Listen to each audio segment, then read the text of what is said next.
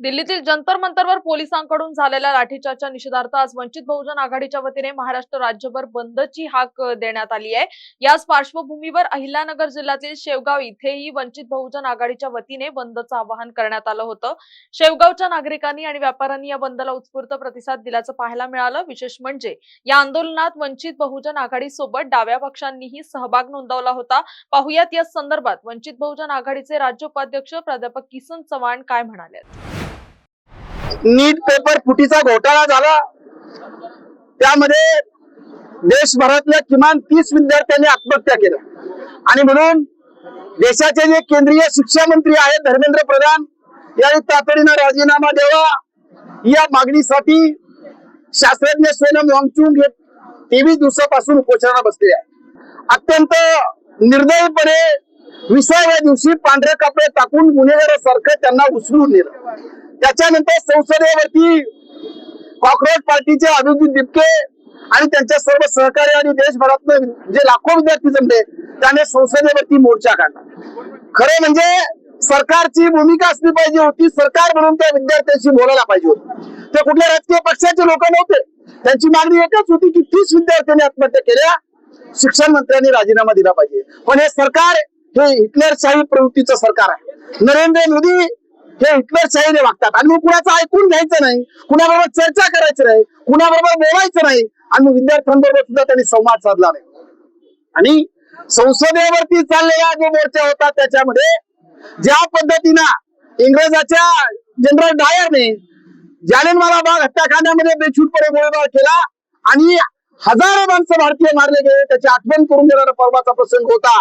आमच्या शेकडो हजारो विद्यार्थ्यांची डोकी फुटली गेली, अमानुषपणे मारहाण झाले, रक्तबंबाळ झाले, कुणाच्या पाय मोडले, जखमी झाले। रात्री तर त्यातली एक मुलगी ही मृत्युमुखी पडलेली आहे।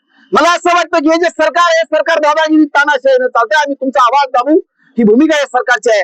आम्ही त्याच्या निषेधार्थ आज महाराष्ट्रामध्ये वंचित बहुजन आघाडीचे राष्ट्रीय अध्यक्ष आदरणीय बाळासाहेब आंबेडकर यांनी महाराष्ट्र बंदची हाक दिली। बाळासाहेब ठाकरे असतील, काँग्रेस असेल, कम्युनिस्ट पार्टी असेल, यांना आवाहन केलं आणि त्यांनी देखील या आजच्या बंदमध्ये सहभाग नोंदवलेला आहे। आज आम्ही शेवगावमध्ये सगळे भारतीय म्हणून सगळे राजकीय पक्ष जे बीजेपी विरोधी आहे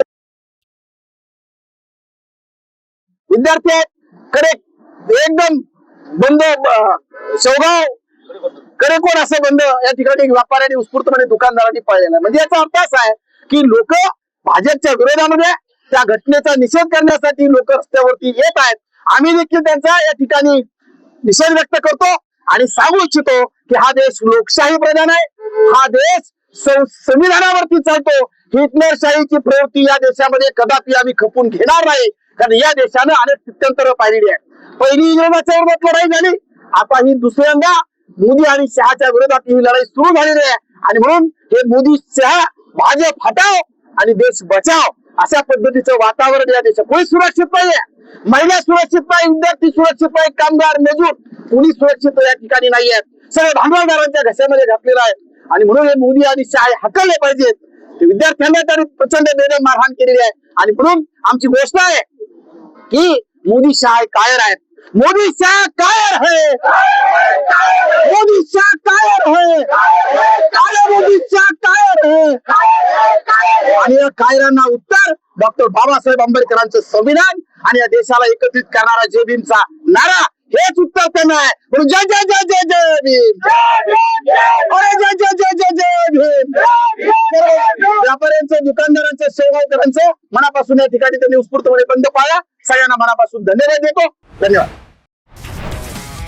तुमची car, electric panel, data server आगीपासून सुरक्षित आहे का? नाही? मग आजच बसवा F protect temperature activated fire suppression device. यामध्ये आहे eco friendly non toxic pressurised liquid, जे आग लागल्यास क्षणार्धात ऍक्टिव्हेट होऊन आगीवरती मिळवते नियंत्रण। बसवण्यास अतिशय सोपे आणि सुटसुटीत टेकालिपचे एक दर्जेदार उत्पादन एफ प्रोटेक्ट।